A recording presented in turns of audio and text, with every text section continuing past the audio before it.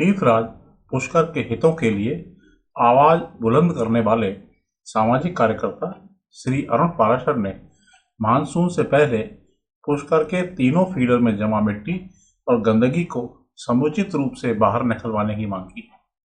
उन्होंने बताया कि गत वर्ष आए बिपरजॉय तूफान के कारण हुई भारी बारिश के बाद अथाह मिट्टी बहकर आने से तीनों फीडर में मिट्टी जमा हो गई है।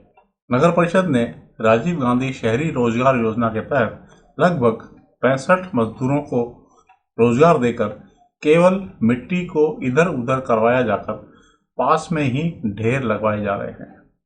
मिट्टी के ढेरों को यदि मानसून पूर्व फीडर से साफ करवाकर बाहर नहीं निकलवाया गया तो यह अथाह मिट्टी बरसाती पानी के साथ बहकर मुख्य सरोवर में आकर जमा हो जाएगी।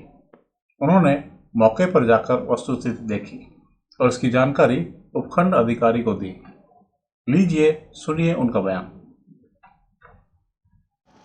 आज हमने पुष्कर सरोवर में बरसाती पानी के लिए जो फीडर बनाए गए हैं उसमें गत वर्ष बिपरजॉय तूफान के कारण से भारी मात्रा में मिट्टी जमा हो गई है। उसकी सफाई जो नगर परिषद द्वारा शहरी रोजगार योजना में चलाई जा रही है उस पर 65 मजदूरों को वहाँ लगाया हुआ है। वहाँ स्थिति यह है कि मजदूर जो काम कर रहे हैं वो मात्र मिट्टी को इधर से उधर उठा के ढेर बना रहे हैं, पर लेकिन फीडरों से मिट्टी को बाहर नहीं निकाला जा रहा है। यदि ये मिट्टी समय पर मानसून से पहले बाहर नहीं निकाली गई तो ये सारी पुष्कर सरोवर में बह के आएगी।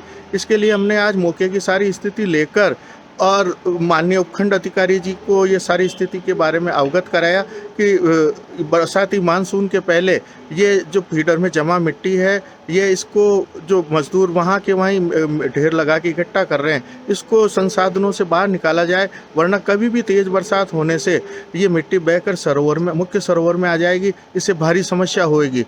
और साथ साथ जो गंदगी जमा है, आप देखें तीनों फीडर में इतनी प्लास्टिक और गंदगी जमा है कि देखी नहीं जाती है। ये भी पुष्कर सरोवर में ही बह के आएगी।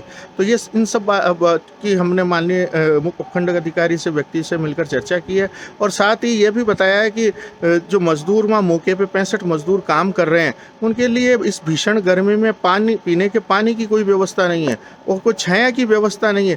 तो ये भी हमने मांग की है कि उन मजदूरों के लिए इस भीषण गर्मी में कम से कम पीने के पानी की और छाया की तो व्यवस्था की जाए।